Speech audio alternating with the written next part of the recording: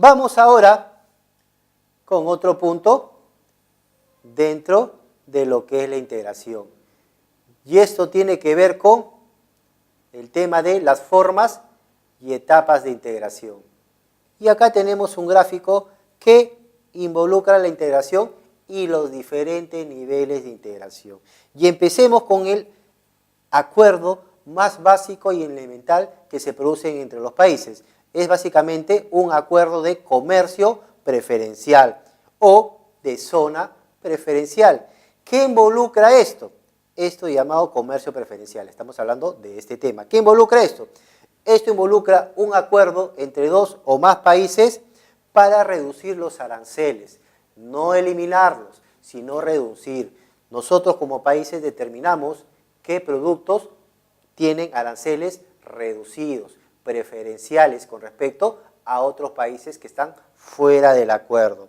En todo caso, ¿qué es lo que yo busco? Busco mejorar la circulación de mercancías, mejorar la circulación de productos, de bienes, haciendo que estos cuesten mucho menos al momento de ingresar a los países miembros del acuerdo. Y esto, de alguna manera, se da cuando se forman zonas fronterizas en los países. Eso se da a través de diferentes zonas fronterizas, por ejemplo, en Perú, en la parte de Tacna, o de repente en la parte de Ecuador, donde se realiza un comercio fluido de esto. Luego tenemos el área de libre comercio o zona de libre comercio.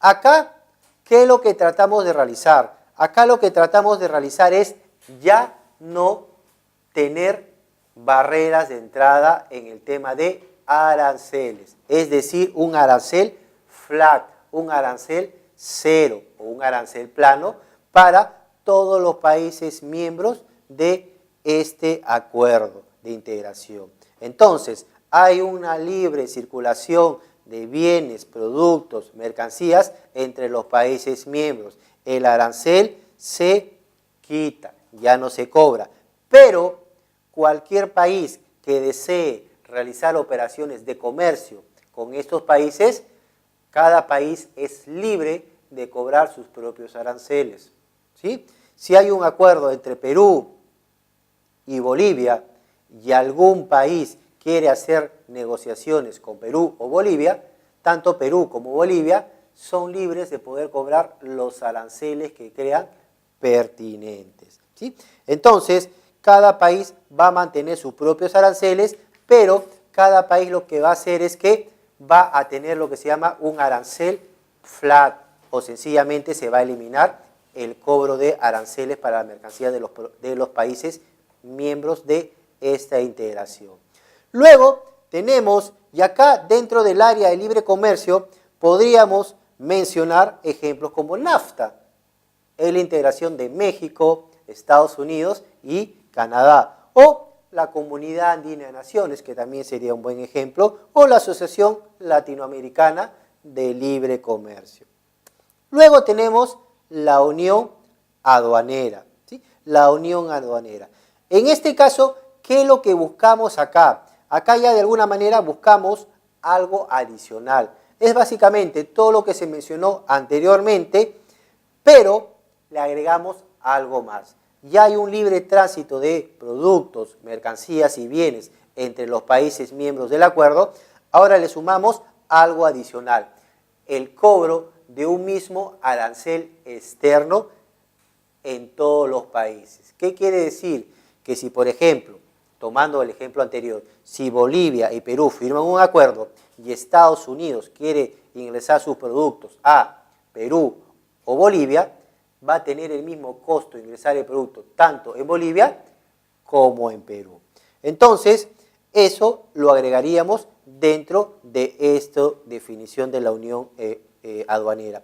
¿Qué otra cosa más también podemos agregar? Que el libre tránsito no solo incluye el tránsito de mercancías o bienes, sino también el tránsito de servicios, que es algo adicional que también se agrega acá. Luego tenemos otra forma de integración que viene a ser lo que se llama el mercado común. Como ejemplos, antes de continuar, de unión aduanera, tenemos, por ejemplo, el Mercosur, que en parte es una unión aduanera, y tenemos la unión aduanera internacional, por ejemplo, entre Alemania e Italia, que firmaron ambos países. Tenemos luego el mercado común. ¿Qué características tiene esta integración? Vayamos a mencionar. Primero, hablamos de un libre tránsito sin aranceles, un arancel flat, de mercancías, productos y servicios. ¿Qué otra cosa más?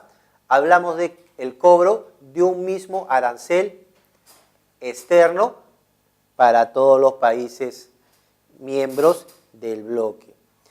¿Qué otra cosa más agregaríamos acá? Y en este caso ya hablamos de que hay una libre circulación, ya no solo de lo anterior, sino acá agregamos capitales, agregamos trabajadores, es decir, hay un libre tránsito de factores productivos, aquellos factores que son importantes para los procesos de producción. Entonces, el libre tránsito es de bienes, servicios, mercancías, capitales, trabajo o cualquier factor de producción que es útil en los procesos producidos. Cero arancel y un arancel externo común.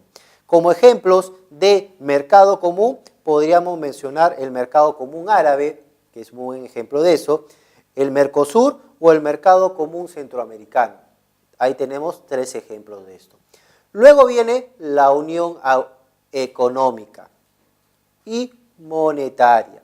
¿Qué significa eso? Significa un bloque de integración de países en donde de alguna manera se apliquen políticas en temas económicos y temas monetarios a todos los países miembros. Si yo digo políticas en el tema monetario, significa pues tener una moneda común, un solo ente emisor, por ejemplo, un banco central que emita monedas para todo el país. Si yo hablo de políticas económicas, de alguna manera tengo que tener una autoridad supranacional que regule el movimiento económico en todos los países.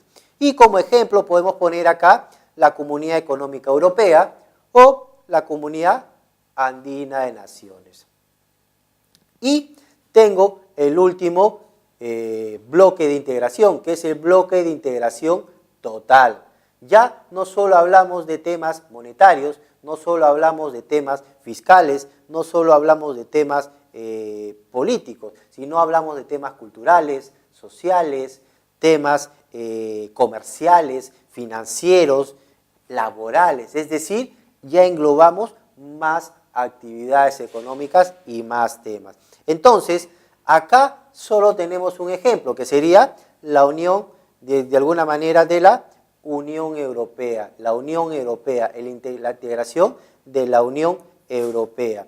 Y en este punto, llamado integración económica total, hablamos de aquello que se llaman autoridades supranacionales, ya la consolidación de autoridades supranacionales, aunque ya en la Unión Económica ya lo estamos mencionando.